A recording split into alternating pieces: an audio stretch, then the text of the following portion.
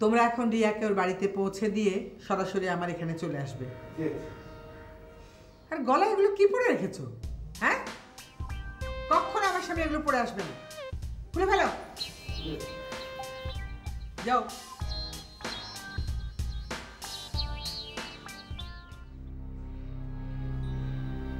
রিয়া, তোমাকে কি আমি খুব চিন্তায় ফেলে দিলাম? না। তাহলে কি চিন্তা করছো? আপনার কথাগুলো মিলিয়ে নিচ্ছি। আমি খুব বোকা, তাই না? না, তুমি মোটেও বোকা না। তুমি ভীষণ একটা ভালো মানুষ। আর এই ভালো মানুষটা আমাদের সমাজে বোকা বনে যায়। এই সমাজের পুরুষরা নারীদের বোকা হিসেবে দেখতে পছন্দ করে। সে স্বামী হোক, প্রেমিক হোক, পিতা হোক আর সন্তানই হোক, সবাই ওই এক দৃষ্টিতে আমাদের দেখতে চায়। আমার তো এখান থেকে আর যেতে ইচ্ছে করছে না দাদি। তা কেন হবে? তুমি অবশ্যই তোমার অবস্থানে ফিরে যাবে। নিজের অবস্থানে গিয়ে তোমার অধিকার আদায় করে নিতে হবে। তুমি যদি তোমার অবস্থান থেকে সরে যাও, তাহলে অস্তিত্বের সংকট তৈরি হবে। তখন জীবনে বেঁচে থাকা অনেক কঠিন হয়ে যাবে। তুমি অবশ্যই ফিরে যাবে, তোমার বাবাকে, তোমার স্বামীকে টেনশন মুক্ত করবে, ঠিক আছে?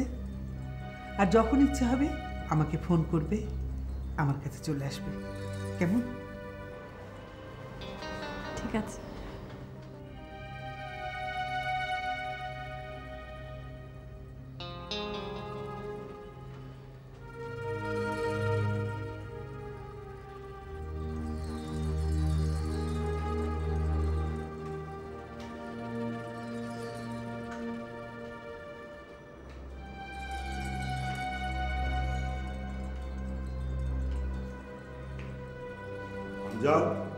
জি স্যার।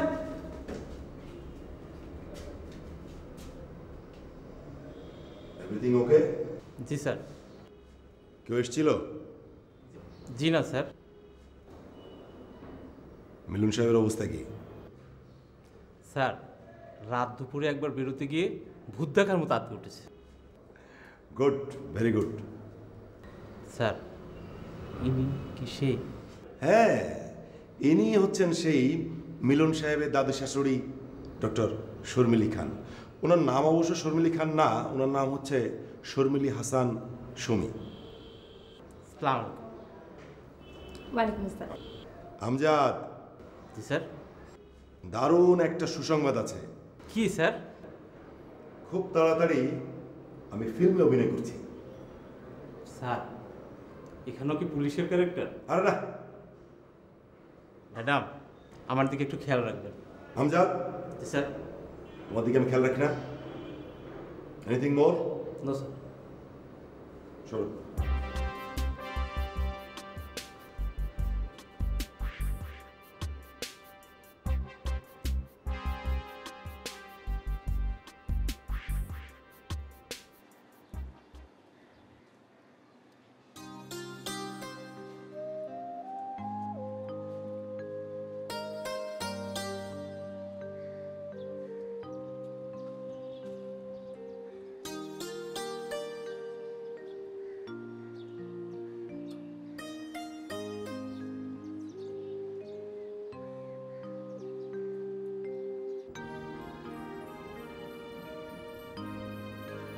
সন্তানের মুখে হাসি না থাকলে বাবা মার মনে অন্ধকার নেমে আসে।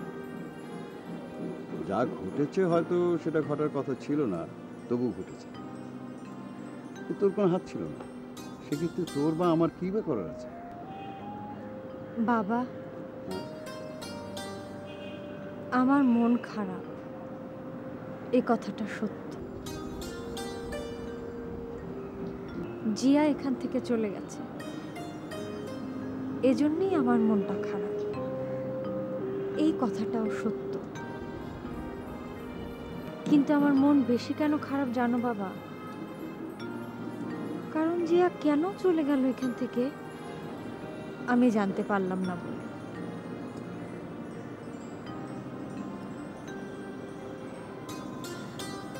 আচ্ছা বাবা, মানুষের জীবনে তো সমস্যা থাকবে, তো সেটা কি কাছের মানুষের সাথে, আপনজনের সাথে শেয়ার করা যায় না বাবা, বলো? আর শেয়ার যদি করা নাই গেল, তাহলে মানুষের সাথে মানুষের সম্পর্ক কিসের? ঠিক। তুই কি এখানে একা বসে থাকতে চাচ্ছিস?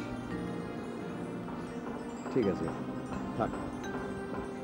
ও হ্যাঁ, তোর মাকে ফোন করেছিলাম, সে আজ আসবে না। তোকে একটা কথা বলি না, মা ফেরার আগে তোর সিদ্ধান্ত নেওয়ার থাকবে, তুই সিদ্ধান্তটা নিয়ে। বাবা হিসেবে আমি তোর সিদ্ধান্তের সাথে থাকতে পারি না পারি বলতে পারি না, তবে বন্ধু হিসেবে তোর সিদ্ধান্তকে আমি সম্মান দেখাবো। যাই, নিচ্ছি। বাবা একটু বসো না, আচ্ছা, বল। আমাকে এই ব্যাপারটা নিয়ে একটু ভাবার সময় দাও। হয়তো আমি সঠিক সিদ্ধান্তই নেব। ও বাবা, একটা গান শোনাও না। গান? আমার মনটা হালকা করে দাও প্লিজ বাবা। আরে আমি তো গান গাই না সে অনেক অনেক বছর। ঠিক আছে, তোকে একটা মজার কথা বলি, সাথে গানও আছে। তোর মা যখন লাল শাড়ি পরতো, আমি তখন তাকে খেপানোর জন্য এই গানটা গাইতাম। লাল চেলি পরনে তার লজ্জাবতীকে, কোন সাজে সেজেছ কার মন ভোলাতে। সে ক্ষেপ্ত, আমি আরো গাইতাম। গাও না বাবা। কে তুমি গো ললনা, একটু কিছু বলো না, শুভ লগনে ভীরু নয়নে উড়িয়ে থাকো কেন শরণে, লাল চেলি পরনে তার লজ্জাবতীকে। এই তো। আসলে থ্যাংক ইউ বাবা। Welcome, you are welcome.